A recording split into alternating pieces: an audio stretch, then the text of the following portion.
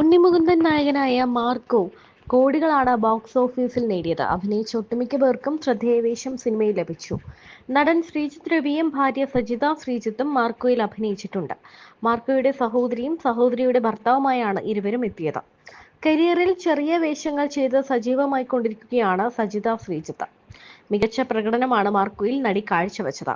കരിയറിന് പൂർണ്ണ പിന്തുണ നൽകിക്കൊണ്ട് ഭർത്താവ് ശ്രീജിത്ത് രവിയും ഒപ്പമുണ്ട്. ഫസ്റ്റ് ടൈം മീറ്റ് ചെയ്യുന്ന ഹോസ്പിറ്റലിൽ വെച്ചിട്ടാണ്. അതായത് ഇന്ന ആള് തന്നെയാണ് ഇത് എന്നൊക്കെ മനസ്സിലായതിനു ശേഷമുള്ള മീറ്റിംഗ് ഹോസ്പിറ്റലിൽ വെച്ചിട്ടുള്ളത്. അതും ആക്സിഡന്റലി നടന്നതല്ലേ? ഹോസ്പിറ്റലിൽ വെച്ച് മീറ്റ് ചെയ്യാന്ന് പറയുന്നത് സംസാരിച്ചിരുന്നു. വീണ്ടും എന്നെ ഞെട്ടിപ്പിക്കുകയാണല്ലോ. പ്ലാൻ ചെയ്ത് സാധാരണ എല്ലാവരും കോഫി ഷോപ്പിലോ വല്ല ഐസ്ക്രീം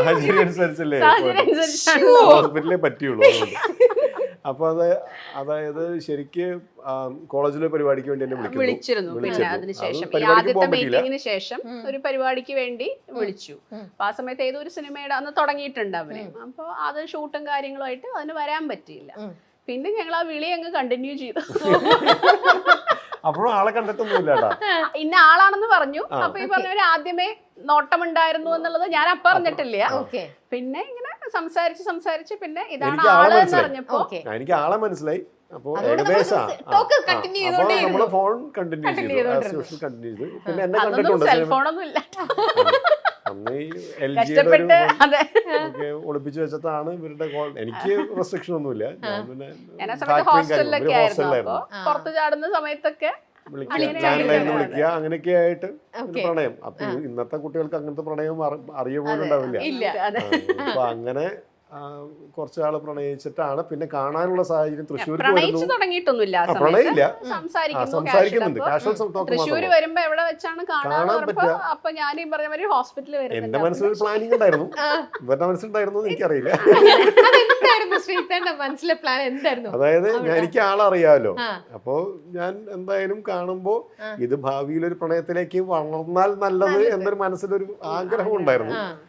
അപ്പോ ഒന്ന് കാണാം എന്ന് പറഞ്ഞു. അപ്പൊ സൗഹൃദമുണ്ട്, അപ്പൊ കാണാന്ന് പറഞ്ഞു. അപ്പൊ എവിടെ കാണാൻ പറ്റുക എന്ന് സംസാരിച്ചപ്പോഴാണ് ഹോസ്പിറ്റലിലേക്കാണ് വരുന്നത്.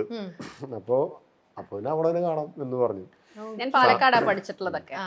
അപ്പൊ തൃശ്ശൂര് വരുമ്പോ ഒരു ഹോസ്പിറ്റൽ ചെക്കപ്പും പരിപാടിയൊക്കെ അപ്പൊ അവിടെ കാണാൻ തന്നെ അവിടെ വന്നിട്ട് കണ്ടു. കാണാന്ന് പറഞ്ഞു കഴിഞ്ഞാൽ സാധാരണ ഇതും ഒരു സാധാരണ നമ്മളിങ്ങനെ കല്യാണം കഴിക്കണമെന്ന് ആഗ്രഹിക്കുന്ന പെണ്ണിന്റെ അടുത്തേക്ക് അല്ലെങ്കിൽ പ്രണയം മുളയ്ക്കണമെന്ന് വിചാരിച്ച് ഒരു പെണ്ണിനെ കാണാൻ പോകുമ്പോൾ നമ്മളൊരു നല്ല വേഷവും നല്ല വാഹനവും ഒക്കെ ഉപയോഗിക്കും.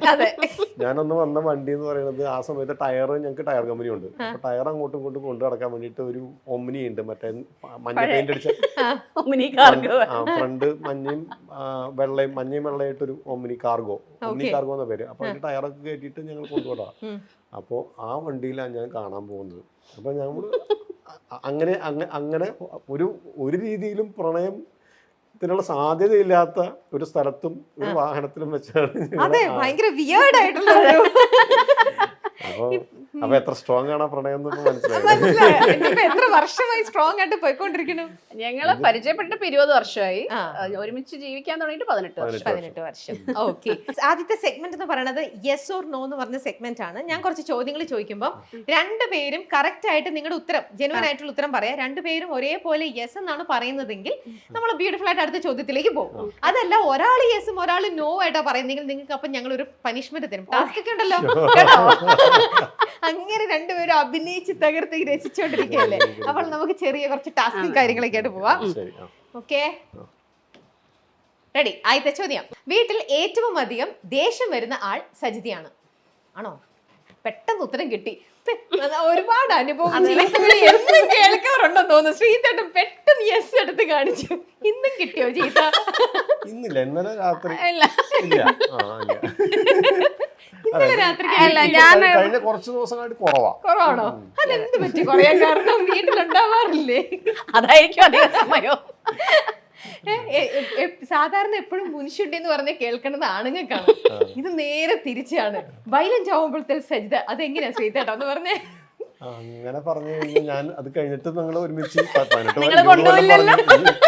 നിങ്ങളുടെ കൂടെ ഒന്നും കൊണ്ടുപോകില്ലല്ലോ. ഇവിടെ ഹോസ്പിറ്റൽ വഴി ചുറ്റിക്കറങ്ങി തിരിച്ച് എങ്ങോട്ട് തന്നെ കൊണ്ടേയാക്കാം. അല്ല അത് പറഞ്ഞു കഴിഞ്ഞാല് എനിക്ക് നല്ല മുൻചൂണ്ടി ഉണ്ടായിരുന്നു. പാകപ്പെടുത്തി എടുത്തു. ഇവിടെ ഇവിടെ അതുക്കും മേലെ ആർക്കോടെ വെങ്ങൾ അവന് എങ്ങനെ ഉണ്ടാവാതിരിക്കും. അപ്പൊ പക്ഷെ ഇത് പറഞ്ഞാൽ ആരും വിശ്വസിക്കില്ല. എനിക്ക് മാത്രം ഭയങ്കര ഈ മുൻചുണ്ടിയും ദേഷ്യവും ഒക്കെ എനിക്ക് മാത്രമേ അറിയുള്ളൂ. ബാക്കി എല്ലാവരും എന്നെ പരിചയമുള്ള ആരോട് ചോദിച്ചാലും ഞാൻ ദേഷ്യപ്പെടുന്ന ചിരിച്ചുകൊണ്ടിരിക്കുന്ന എപ്പോഴും ഓൾവേസ് സ്മൈലിംഗ് ആയിട്ട് കാണാൻ പറ്റുള്ളൂ. അവള് ചിരിച്ചു കഴുത്തിറക്കിയാണ് ഞാൻ ചെന്ന എല്ലാ ലൊക്കേഷനിലും ഈവൻ മാർക്കോലും എന്നോട് ചെയ്യുമ്പോ അവരാകെ പറഞ്ഞിട്ടുള്ളത് ദയവ് ഇത് ചിരിക്കരുത്, വേറെ ഒന്നും ചെയ്യാൻ. സുമതി വളവിലൊക്കെ ഷൂട്ട് ചെയ്തുകൊണ്ടിരിക്കുന്ന സമയത്ത് ഏത് കാരവാനിലായിരിക്കുന്നതെന്ന്, കാരണം കുറെ ആർട്ടിസ്റ്റുള്ള കാരണം 2-3 എല്ലാത്തിനും 4-5 ആർട്ടിസ്റ്റ് വെച്ചിട്ട് ഒരു 3-4 കാരവാൻ അവിടെ ഉണ്ട് ഔട്ട്ഡോർ ഒക്കെ ചെയ്യുന്ന സമയത്ത്. അപ്പോൾ അതിന് ഏത് കാരവാനിലാണ് ഈ സജിതയുടെ കൂട്ടാളികളും 3-4 ലേഡീസ് നമുക്ക് പുറത്ത് കയറി കഴിഞ്ഞാൽ അവര് ആ കാരവാന്റെ ബാക്ക് സൈഡിലാക്കണം ഈ ചിരി പുറത്ത് കേൾക്കാം. അപ്പൊ അങ്ങനത്തെ ചിരിക്കുന്ന ഒരാളാണെന്നാണ് പൊതു സമൂഹത്തിലുള്ള അഭിപ്രായം.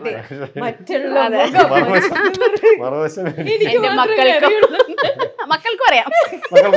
അല്ല എന്നാലും സജിത ചോദിക്കട്ടെ ശ്രീധരൻ, ഞെട്ടിത്തെരിച്ചു പോയത് ആദ്യമായിട്ട് സജിതയുടെ ദേഷ്യം കണ്ടിട്ട് ഷോക്കായി പോകില്ലേ?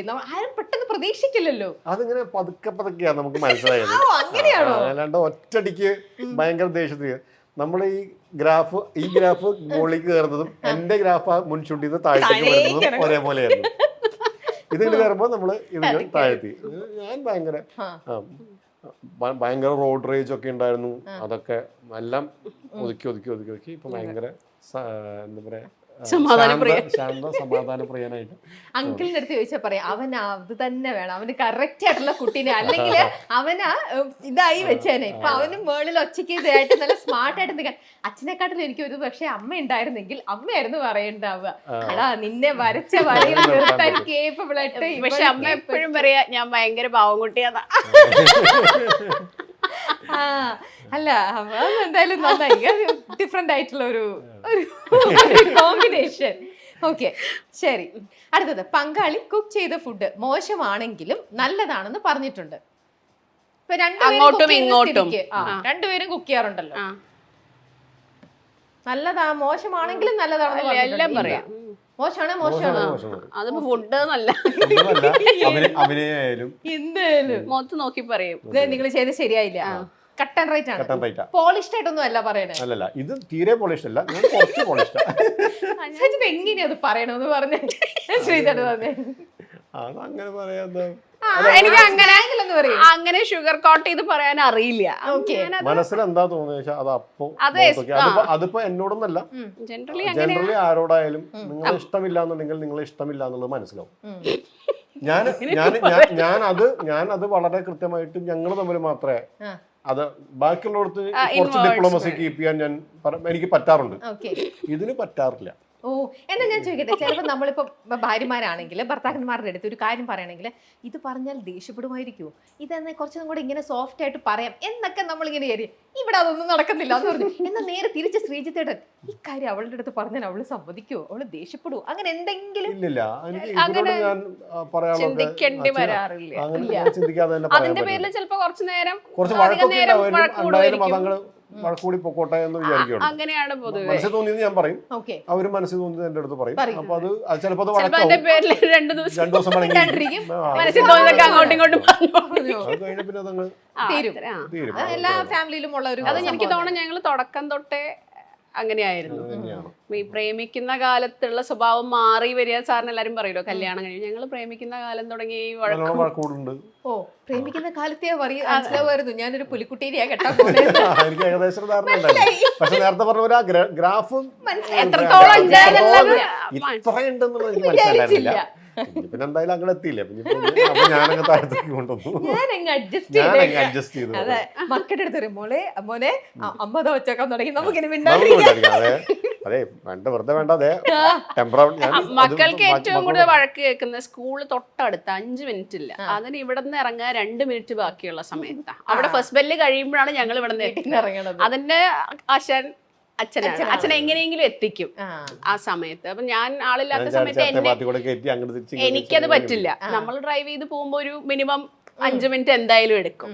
അപ്പോൾ അതിനാണ് എന്ത്? അപ്പൊ ആ പറയുമ്പോ അതിന്റെ കൂട്ടത്തിൽ എനിക്ക് കൂടി കിട്ടും. അതിന്റെ കാലത്തും ഉണ്ടായി, അതിന്റെ കാലത്തും ഞാനതൊന്നും വില വെക്കാറില്ല, അതൊന്നും കണക്കിലില്ല, ശീലമായി. ശീലമായി. എല്ലാ ദിവസവും ഒരു ദിവസം സജിതയുടെ ഭാഗത്ത് ഇൻട്രസ്റ്റിംഗ്. ഓക്കെ, അടുത്തത്.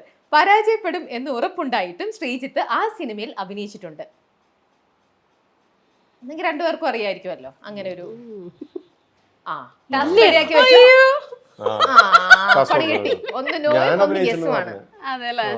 എനിക്ക് ഒന്നിനും പരാജയപ്പെടുന്നു എനിക്ക് ഉറപ്പൊന്നുമില്ല.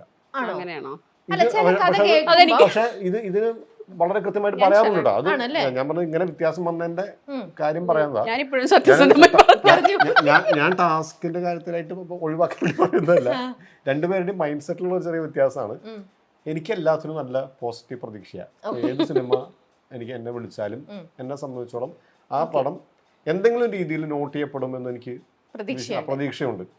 നമ്മൾ ചിലപ്പോൾ കേൾക്കുമ്പോൾ, കാസ്റ്റ് കേൾക്കുമ്പോഴോ അല്ലെങ്കിൽ ഡയറക്ടറുടെ പേര് കേൾക്കുമ്പോഴോ കഥ കേൾക്കുമ്പോഴോ ഒന്നും ചിലപ്പോൾ ഭയങ്കര ഇംപ്രസീവ് ഒന്നും ആയിക്കോളുന്നില്ല. പക്ഷെ എനിക്ക് പലപ്പോഴും ഉണ്ടായത് എനിക്ക് തീരെ ഇംപ്രസീവ് അല്ലാത്ത സത്യം പറഞ്ഞു ഞാനുള്ള കാര്യം പറയില്ലേ, മേപ്പടിയാൻ എന്നുള്ള സ്ക്രിപ്റ്റ് ഞാൻ വായിച്ചിട്ട് എനിക്ക് ഭയങ്കര ഇംപ്രസീവ് ഒന്നും ആയിരുന്നില്ല. അതിന്റെ സ്ക്രിപ്റ്റ് വായിച്ചപ്പോൾ വളരെ സാധാരണ സ്ക്രിപ്റ്റാണ്. ഞാൻ പിന്നെ നമുക്ക് വിഷ്ണുവിനോട് അങ്ങനെ പറയാൻ പറ്റില്ല, എനിക്ക് അങ്ങനെ അടുപ്പമൊന്നുമില്ല, സ്നേഹം പിന്നീടാണല്ലോ പരിചയപ്പെടുന്നത്. പിന്നെ എന്നെ ഒരു വേഷത്തിന് വിളിച്ചു, ഞാൻ പോയി അഭിനയിച്ചു. ഒരു എന്താ പറഞ്ഞാൽ ഒരു മോശം സ്ക്രിപ്റ്റ് ഒന്നും അല്ലെങ്കിലും ഒരു സൂപ്പർ ഹിറ്റിനുള്ള ഒരു സാധ്യതയൊന്നും എനിക്ക് തോന്നിയില്ല.